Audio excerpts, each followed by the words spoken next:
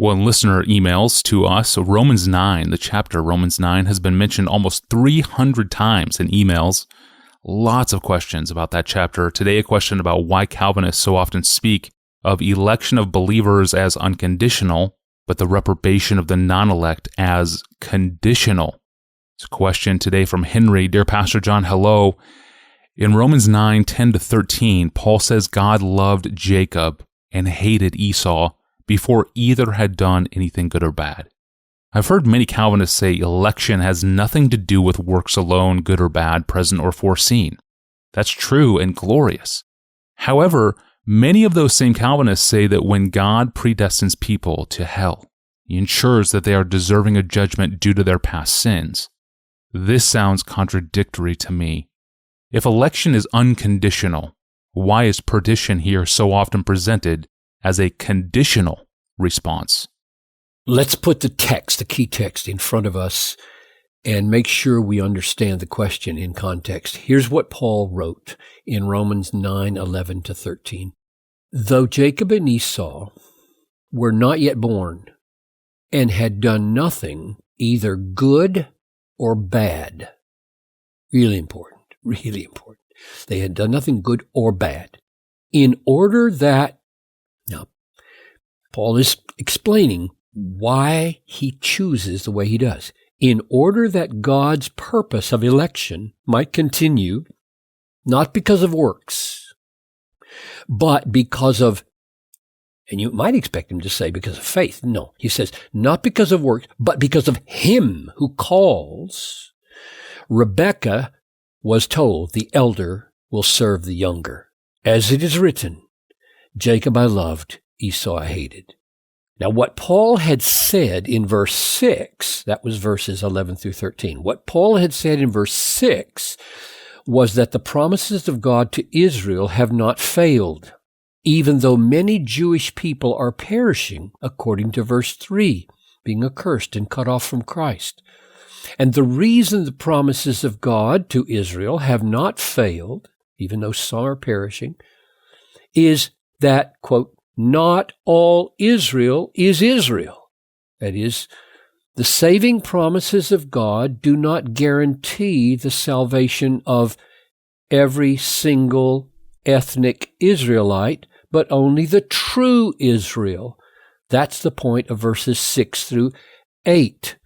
Not all the descendants of Abraham are the children of God. Then Paul shows the deepest root of what makes a person part of the true Israel, the saved Israel.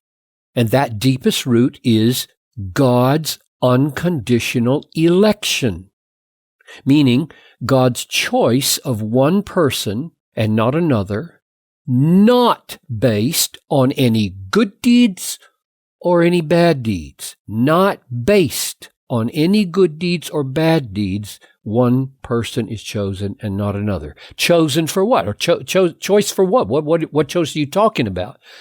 Well, what Paul is dealing with in verse 3 is how can so many individual Israelites be lost, be cursed and cut off from Christ? Verse 3. So the issue is eternal salvation. Paul is burdened by his kinsmen according to the flesh who are lost, eternal cursedness. So election here means election of who will be the true Israelites, verse 6, the true children of God, verse 8, and who will not be. Now, what Henry is pointing out is that the Scriptures, not just Calvinists, the Scriptures teach that everyone who is sentenced to eternal condemnation, hell, deserves to be there. That's biblical teaching. Nobody is in hell because they don't deserve to be there. They will be there because of their unbelief and their sin. And Henry is saying this sounds contradictory. Unconditional election on the one hand, conditional damnation on the other hand. When God decided not to choose a person, He did not base His decision on foreseen unbelief and sin. But when God condemns a person, in the end, it is based on unbelief and sin. And Henry wonders if that's a contradiction. And my answer is no, it is not. There are good reasons for why God elects in the beginning in the way he does, and there are good reasons for why God judges in the end the way he does. And these acts of election and condemnation and these reasons are not contradictory. He condemns in the end on the basis of unbelief and sin because he's just. And the principle of justice in the Bible is Exodus 23:7, do not kill the innocent and righteous. And Proverbs 17:15, it's an abomination to the Lord to condemn the righteous. And Romans 2:8, those who do not obey the truth but obey unrighteousness, there will be wrath and fury. That's the biblical principle of justice, and God is just. So God's final decision to assign someone to hell will be because they deserve it. There will be no injustice. No one will be in hell who does not deserve to be there. And no degree of punishment in hell will be out of proportion to the greatness of the guilt of the sinner, Luke 12:47. So God condemns on the basis of unbelief and sin because he's just, but he elects before the foundation of the world, not based on unbelief and sin, because he's free and independent of all external constraints in forming his own plan. Let me say it again. Here's the way Paul puts it. He seems to be laboring to make this clear. Though they were not yet born and had done nothing good or bad, in order that God's purpose of election might continue, not because of works, good or bad, but because of Him, His purpose, His will, His counsel alone, His freedom. She was told the elder will serve the younger. So here's why I think Henry says this sounds contradictory.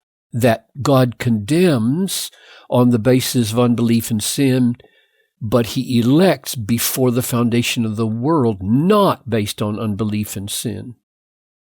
And I think Henry says that sounds contradictory because we don't know how God sees to it that all those who are not elect do in fact become guilty of condemnation.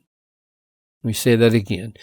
We don't know how God renders it certain or sees to it that all those who are not elect do in fact become guilty of condemnation. How does real guilt become a certainty for all the non-elect?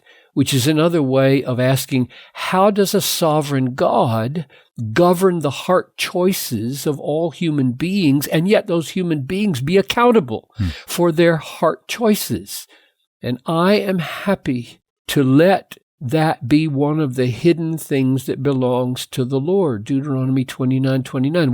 What we do know is this: both are taught in the Bible. God governs the choices of all people, and all people are accountable for their choices. That's not a contradiction. It is a mystery, or it may be a mystery. Some think they may have figured it out. I haven't. It may be a mystery. That is, we don't know how. That's the key word. We don't know how God does it, but we do know He does it. The king's heart is a stream of water in the hand of the Lord, and He turns it wherever He wills. Proverbs 21:1. And that king is accountable before God. Amen. A divine mystery indeed. Thank you, Pastor John. And we've now surpassed 1,300 total episodes in this podcast. Thanks for your interest and your questions over those past 6 years as we enter now our 7th year on the podcast. You can search all of those episodes. You can read full transcripts and send us your own questions all at our online home at desiringgod.org/AskPastorJohn. Well, why does God withhold good things from His children, from us? It's a perennial question. It's older than Psalm 73. And most recently, it came to us from a 27-year-old woman who is waiting for marriage. It's a great question, applicable to the not yet marrieds, but in principle applicable to all of us. I'm your host, Tony Reinke. We'll see you back here on Wednesday.